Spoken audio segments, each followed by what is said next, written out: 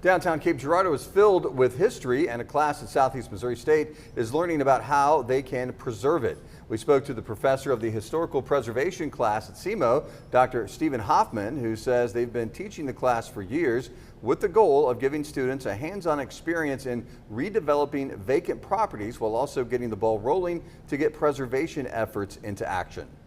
Sometimes it has inspired property owners to realize that there is something that they could do,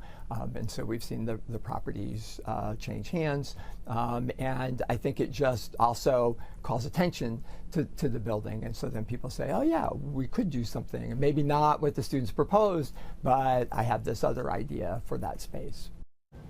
Hoffman says in the past, the class has successfully created progress in restoring the downtown area with the river and rails building, and says the students helped encourage the previous owner to sell the building to be revitalized.